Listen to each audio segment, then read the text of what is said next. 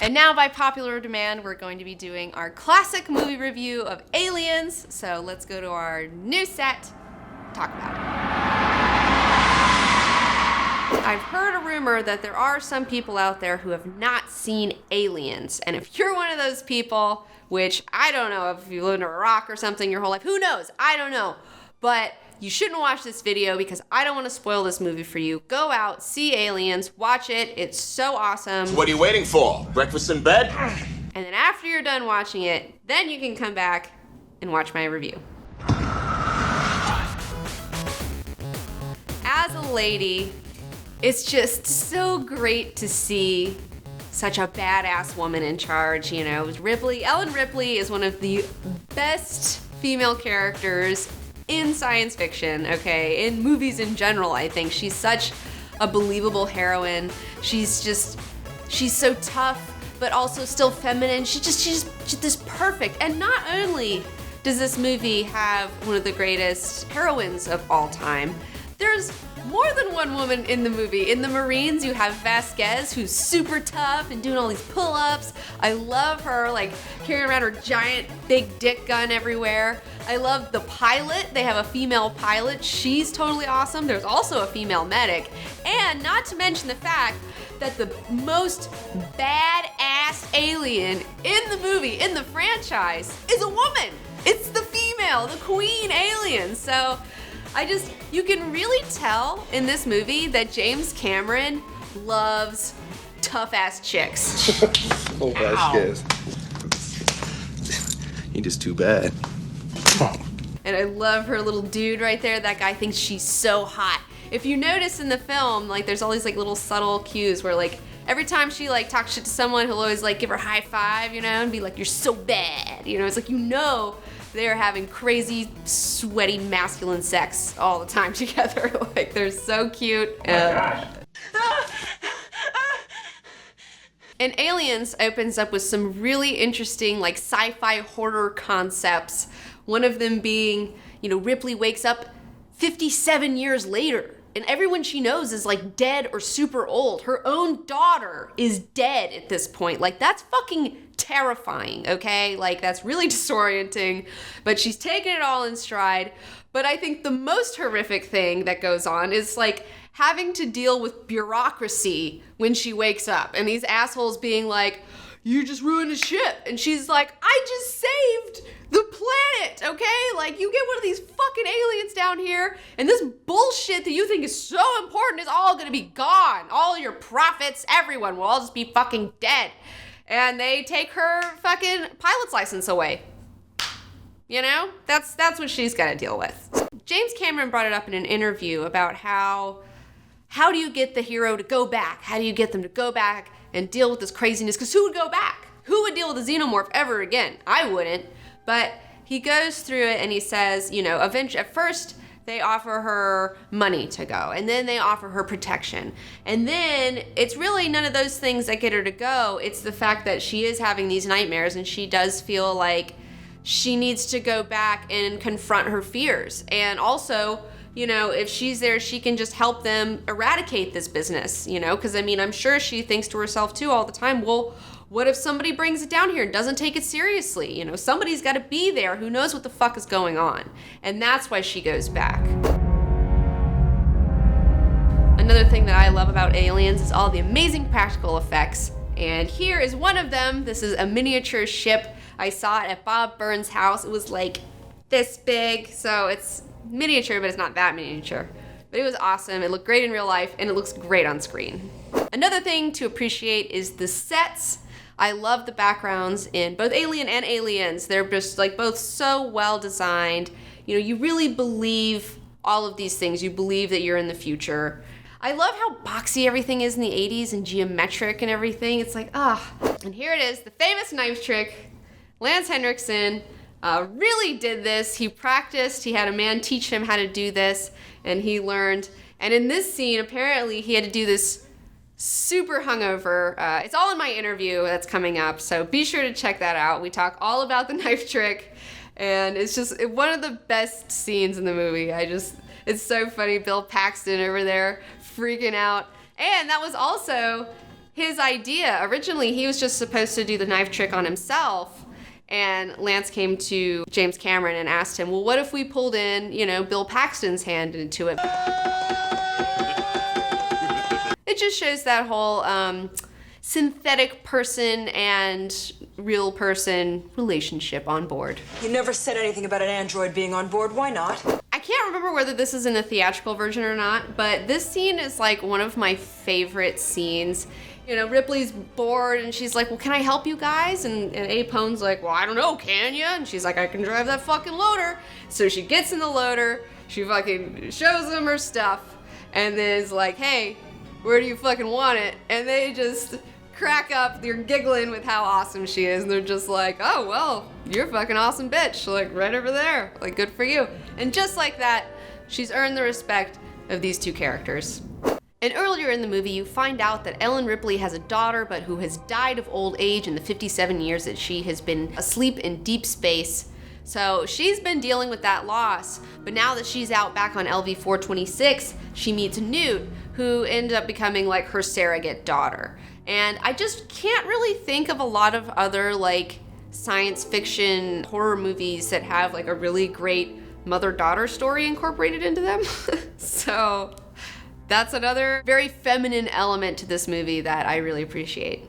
One thing I really love about James Cameron is how he's so good at directing your emotions as a viewer, like as an audience, because you have all these Marines, right?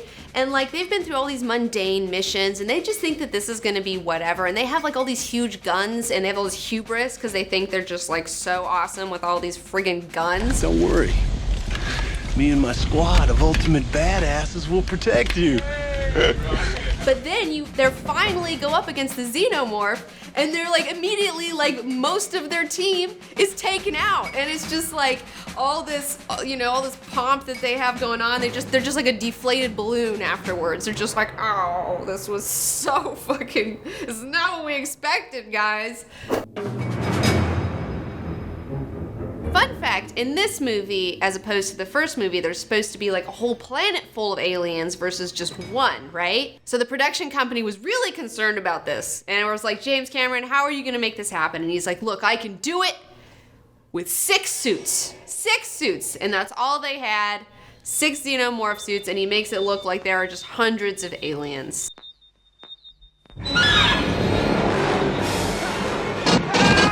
In this scene, you have these Gatling guns set up in this sealed off hallway, and you have all these xenomorphs running at the guns, just getting blown apart.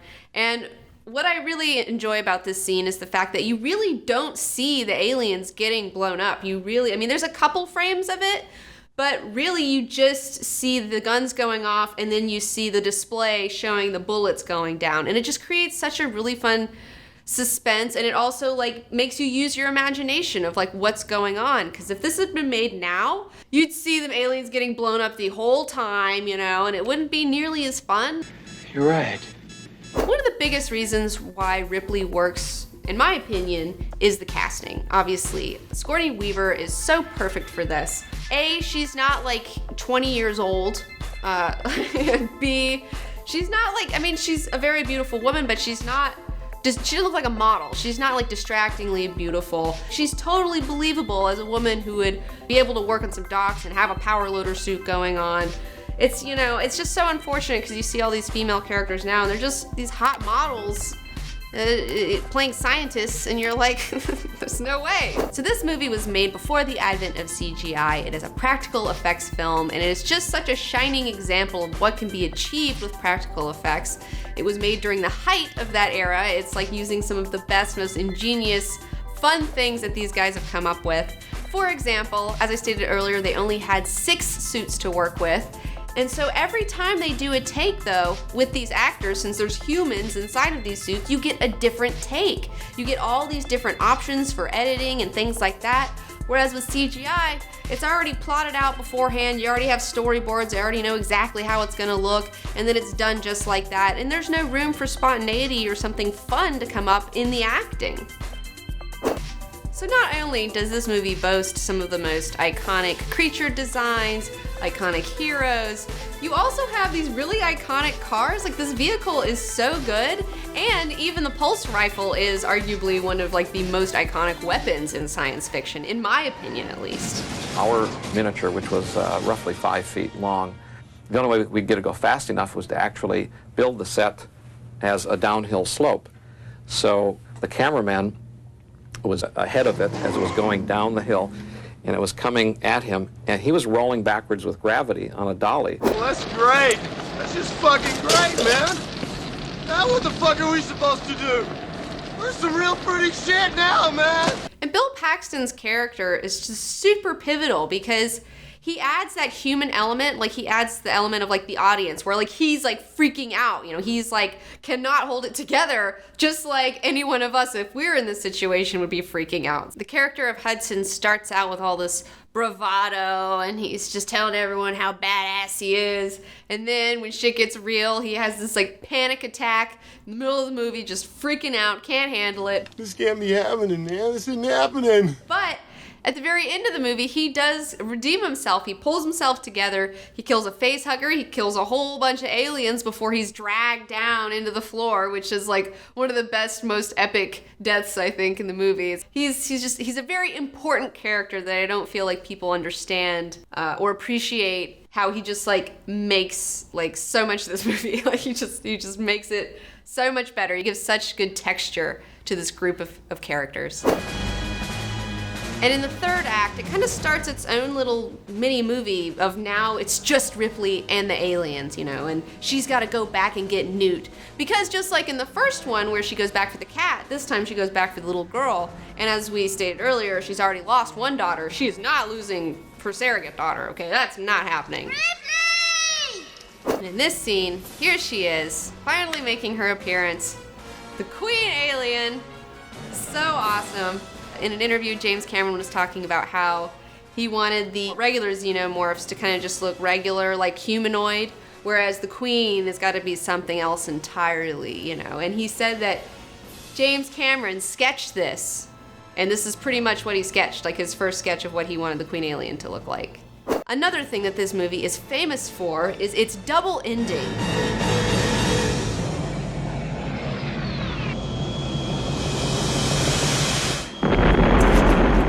Ending you have where Ripley goes back, she gets Newt, she defeats the Queen Alien, they nuke it, they get out of there, everyone's fucking good to go. But no, then you have a whole other ending where Ripley has to fight the Queen in the power loader suit, and it's like, that's something that's so hard to do, is do the double ending and make it like good and not annoying. Get away from her, you bitch! In this scene, we have the super ultra awesome climactic power loader sequence. Oh my gosh. And speaking of practical effects, that's a practical effect. That suit is a practical effect. I even heard, and I don't know if this is true or not, but what I heard is that the suit was so crazy to puppet that you had to have somebody who was like in the back of it, who was like helping to guide it, because it's like such a whole big production to be in this thing. But it looks so fantastic. And it's such a great payoff more than anything else, because you have her in it earlier, showing her how she knows how to use it, and then it comes into play later in the most awesome way possible, fighting the Queen Alien. And finally, you know, this is believable too for the fight. You know, it's like you always have these female characters in a lot of these movies, and they're always punching everybody's faces off, and they're 100 pounds. But it's like, she doesn't fight the alien with her hands. She gets in a suit, and it makes sense. And you think, yes, she could really fight off this Queen Alien wearing a power loader suit. There are no stretches of logic. Everything is completely believable, totally buyable, and totally over-the-top awesome. Because this is one of the most badass fights of all time. Hands down. I'm calling it. It's this.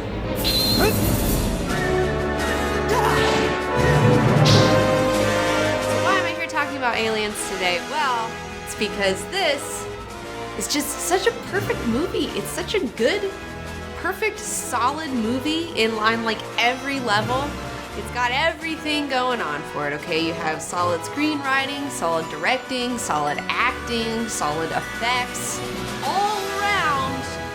It's good, because movies are like a cake, you know? And if you get one ingredient wrong, or you don't put enough in, or you forget that baking powder, it's gonna come out fucking weird. Okay? Most android characters you see are always like bitter about the fact that they're an android, whether it's Roy Batty in Blade Runner, whether you have David in Prometheus, even Ian Holm. They just have like, they're just like, they have this fucked up resentfulness. Whereas Bishop, he's like a child, you know, and he's not resentful, and he's like just trying to make it in this world. And I think that it's a unique way to play this character, and it's so interesting. And it's so sad when he gets killed, because Ripley finally accepts him. Like, she's such a mother figure in this movie, and like, you know, he's obviously a child, and he gets that confirmation from his mom that like, you know, he's good, like he is a good person, and that like means so much to him. Paul Reiser's character, he's such an evil, greedy, corporate asshole. Like, he's just so good as the villain, the real villain in this movie. I mean, he's just one of these people that's just so focused on money and the bottom line. I mean, he's a sociopath. He does not care what happens to these colonists. He doesn't care what happens to these Marines. He doesn't care about any of it. All he wants is to get paid for being an asshole, essentially. He gets paid for fucking people over, bringing some aliens back down to Earth to sell to the fucking military, which, that sounds like a good fucking idea. It's like, that dude, man, I hate him so much when I watch this movie. He does such a good job. Not to be overlooked, the score is also excellent. Love the score in this movie. Good music. Move it, Spunkmeyer, we're rolling. Oh, no, not Spunkmeyer. Hold on a second, there's something. Spunkmeyer.